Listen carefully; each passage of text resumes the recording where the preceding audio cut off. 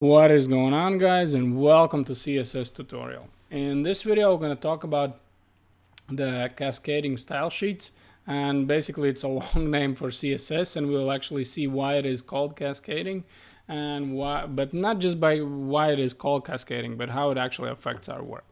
So let's say that if we remember when we were talking about selectors, we were able to actually select all our elements with this little star over here, right?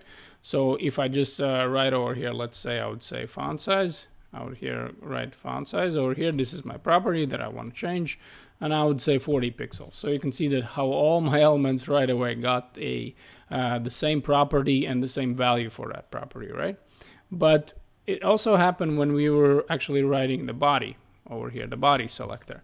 So now I'm actually selecting this whole body element.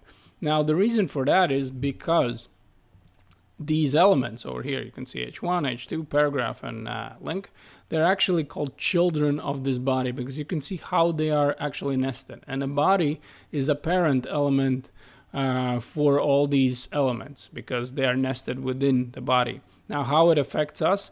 Well, if we change the property over here, so let's say the property is going to be text align, right? And I would say that I want this to be, let's say I would want it right. You can see that right away how it affects all the children if I just change the property in a parent element. And how it helps us is that we don't need to go element by element. We don't need to select it. We don't need to write the property that we would want. We can actually just change the property in a parent, and all the children will gonna have the same property with the same value.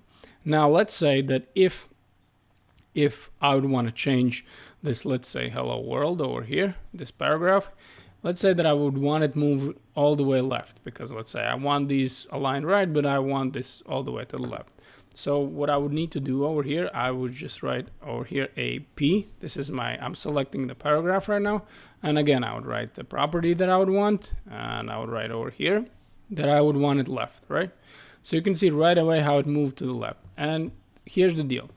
If we have affected a property for the parent, it affects our children elements. However, if the children by itself have the same property, but they, let's say, have a different value, this overrides the parent property selection. So if I have over here a body that's saying text align right, but if I have one specific child element that says, no, you know what, I want it to the left, it actually, this overrides the parent element selection. So you can see how it helps us that we can select all the elements, but then if we want to change something, we can actually select the actual element and change that property on that element. This is going to be it for this video, guys. Thank you very much for watching, and I'll see you in the next video.